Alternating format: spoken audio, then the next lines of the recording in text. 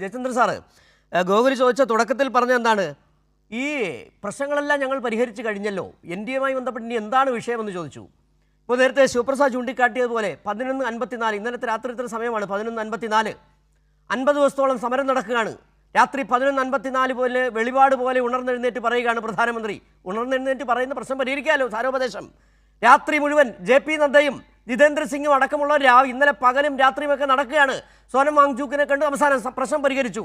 ഇന്ന് ഗോകുൽ പറഞ്ഞതുപോലെ ഇനി എന്താണ് പ്രശ്നം? എല്ലാം പരിഹരിച്ചു കഴിഞ്ഞല്ലോ. മരിച്ചതെന്താണ്? 22 കുട്ടികൾ മരിച്ചു. പ്രശ്നം എന്താണ്? 22 ലക്ഷം വിദ്യാർത്ഥികൾ ഭാവി ദുലാസിലായി. പ്രശ്നമില്ലല്ലോ, ഞങ്ങൾ പരിഹരിച്ചല്ലോ. എങ്ങനെ കരുതുന്നു ഈ ഗോകുൽ ഗോപിനാഥിന്റെയും BJPയുടെയും ഈ നയങ്ങളെ?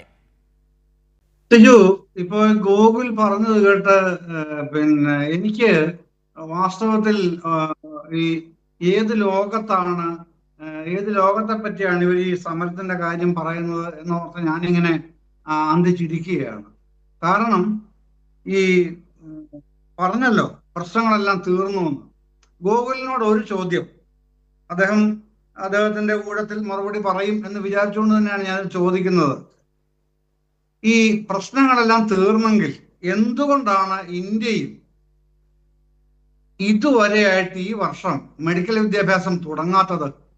MBBS 1-ാം വർഷ പഠനം ഇനിയും തുടങ്ങാത്തത് എന്തുകൊണ്ടാണ് ഗോകുലെ? എല്ലാ പ്രശ്നങ്ങളും നിങ്ങൾ തീർത്തതല്ലേ? നീറ്റുമായി ബന്ധപ്പെട്ട എല്ലാ വിഷയങ്ങളും കഴിയുകയും ചെയ്തതല്ലേ? എന്തിനാണ് ഇതിന് താമസം തുടങ്ങാൻ? എവിടെയാണ് തടസ്സം?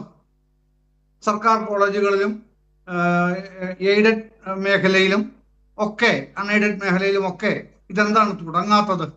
അപ്പോ നിങ്ങൾ പറയുന്നതല്ല വാസ്തവം, നിങ്ങൾ പറയുന്നതല്ല സത്യം എന്നുള്ളത് നാട്ടിലുള്ള മുഴുവൻ ആൾക്കാർക്കും അറിയാം. അതാണ് അതിന്റെ യാഥാർത്ഥ്യം. ഇവിടെ MBBS പഠനം തുടങ്ങാതിരിക്കാൻ കാരണം സിജു, ഇപ്പൊ ഈ വർഷം ഇതുവരെ തുടങ്ങാതിരിക്കാൻ കാരണം ഈ നീറ്റ് പരീക്ഷയുമായി ബന്ധപ്പെട്ട ക്രമക്കേടുകളുടെ പരിഹരിക്കാൻ കഴിയാത്ത കൂമ്പാരം ഇങ്ങനെ കിടക്കുന്നത് കൊണ്ട് മാത്രമാണ്. അത് വിദ്യാർത്ഥികൾ ഏറ്റെടുത്തത് കൊണ്ടുമാണ്.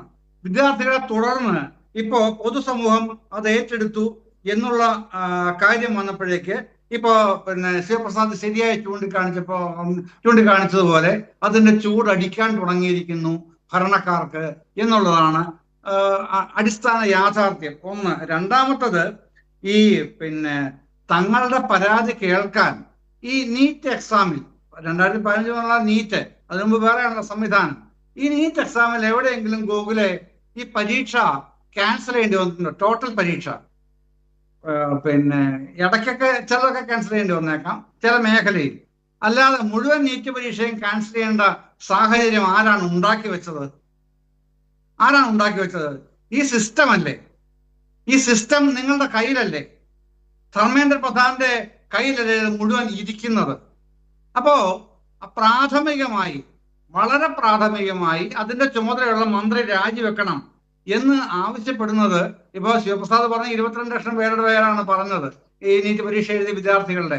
ഞാൻ മനസ്സിലാക്കിയത് 24 എന്നാണ്. ശിവപ്രസാദ് അത് ഞാൻ എന്റെ അറിവ് തെറ്റാണെങ്കിൽ തിരുത്തിക്കോളൂ, കുഴപ്പമൊന്നുമില്ല, തിരുത്താൻ ഞാൻ തയ്യാറുമാണ്. ഞാൻ കേട്ടത് 24 എന്നാണ്. അപ്പൊ അത് വെച്ച് തന്നെ പറയുകയാണ്, ഈ 24 ലക്ഷം കുട്ടികളുടെ ആസ്പിറേഷൻസ് നിങ്ങൾ ഏത് കടലിലാണ് കൊണ്ട് ഒളിപ്പിക്കാൻ തത്രപ്പെടുന്നത്?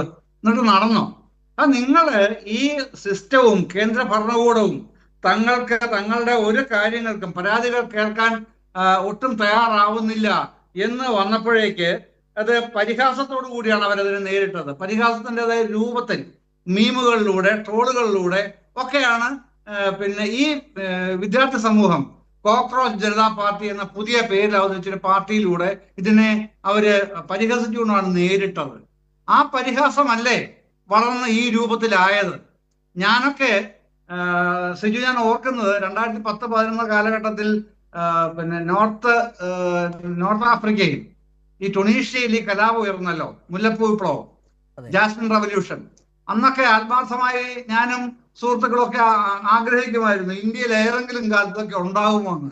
അതായത് മുല്ലപ്പൂ വിപ്ലവം. അത് കഴിഞ്ഞ് മുല്ലപ്പൂ വിപ്ലവം അറബ് സ്പ്രിങ്ങിലേക്ക് മാറിയില്ല, അറബ് വസന്തത്തിലേക്ക് മാറി.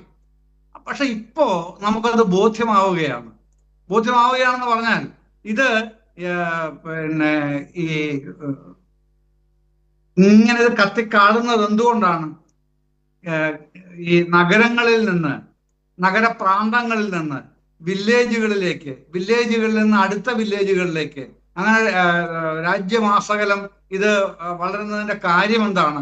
ഇതിൻ്റെ അകത്ത് ഉള്ളടക്കമുള്ളത് കൊണ്ടാണ്. ആ ഉള്ളടക്കം എന്താണ്?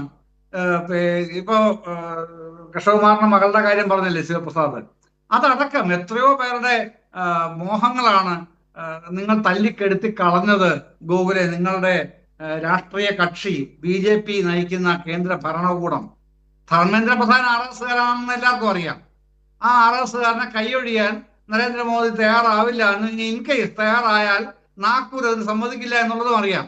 പക്ഷെ നിങ്ങളുടെ രാഷ്ട്രീയ ഇച്ഛാഭംഗങ്ങളുടെ പ്രശ്നമല്ല, ഇവിടുത്തെ കുട്ടികളുടെ കാര്യമാണെന്നേ. 23 ലക്ഷം 24 ലക്ഷം ഒക്കെ വരുന്ന കുട്ടികളുടെ കാര്യമാണ് അടിസ്ഥാനപരമായ പ്രശ്നം. അതൊരു കാര്യം. പിന്നെ ഇനി ഇതെല്ലാം തീർന്നു എന്ന് പറയുന്ന ഗോകുലിനോട് റിയലിസ്റ്റിക് ആയിട്ട് മറ്റൊരു ചോദ്യം കൂടെയാണ്. ഒരു ചോദ്യം കൂടെ ഞാൻ ഈ ഘട്ടത്തിൽ അവശേഷിപ്പിച്ച് നിർത്തുകയാണ്. ഈ പറഞ്ഞ 24 ആണെങ്കിൽ, 21 ആണ്, 22 ആണെങ്കിൽ, ശിവപ്രസാദ് പറഞ്ഞ 22 തന്നെ നിൽക്കട്ടെ. 22 ലക്ഷം പേർ പരീക്ഷ എഴുതിയ നീറ്റ് പരീക്ഷയിൽ സിജു എത്ര പേർക്കാണ് അഡ്മിഷൻ കിട്ടുക എന്നറിയുന്നു? അതാണ് ശിവപ്രസാദ്, നിങ്ങളുടെ സംഘടന ഒന്ന് ആലോചിക്കണം കേട്ടോ. ഞാൻ ഈ ചർച്ചയിൽ അതുകൂടെ പറയുകയാണ്. കഷ്ടിച്ച് കിട്ടുന്നത് ഈ 22 ലക്ഷങ്ങളുടെ കണക്കെടുത്താൽ തന്നെ കഷ്ടിച്ച് കിട്ടുന്നത് 1,10,000 പേർക്കാണ് അഡ്മിഷൻ കിട്ടുന്നത്.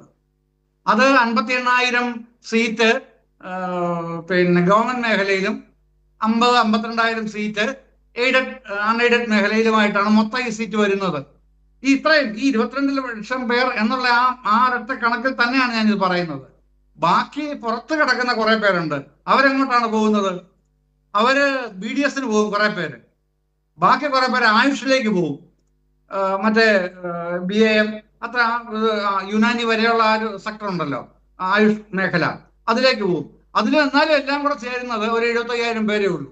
അപ്പൊ ഈ 1,75 പരമാവധി 2 വരെ 2 ലക്ഷം അത്രയും ആൾക്കാർക്ക് മാത്രമാണ് ഈ ഇത്രയും 2 ലക്ഷം എഴുതിയാൽ അഡ്മിഷൻ കിട്ടുന്നത്. അതുകൊണ്ട് തന്നെയാണ് ഇത്രമേൽ രോഷാകുലരാകുന്നത് രാജ്യത്തെ ചെറുപ്പക്കാർ. അത്ര കഷ്ടപ്പെട്ട് ഉറക്കളിച്ച് 18-20 മണിക്കൂർ ഉറക്കളിച്ചാണ് ഈ കുട്ടികൾ പഠിക്കുന്നത്. സിജു, ചെറിയ കാര്യം വല്ലതും ആണോ? അത് തന്നെയാണ് അത്രയും വലിയ താങ്കൾ പറഞ്ഞ ശ്രീ ജയചന്ദ്രൻ, താങ്കൾ പറഞ്ഞ കണക്ക് താങ്കൾ പറഞ്ഞ കണക്കുണ്ടല്ലോ, കണക്ക് തന്നെയാണ് ഇതിന്റെ ഈ കള്ളക്കച്ചവടത്തിന്റെ ഈ മേഖലയിലേക്ക് കൊണ്ടെത്തിക്കുന്നത്. കാരണം 22 ലക്ഷം, എനിക്ക് മനസ്സിലാക്കാൻ കഴിയുന്നത് 1,30,000 കോടിയുടെ കച്ചവടമാണ് ഈ പരിശീലന കേന്ദ്രങ്ങൾ വഴി നടന്നുകൊണ്ടിരിക്കുന്നത്.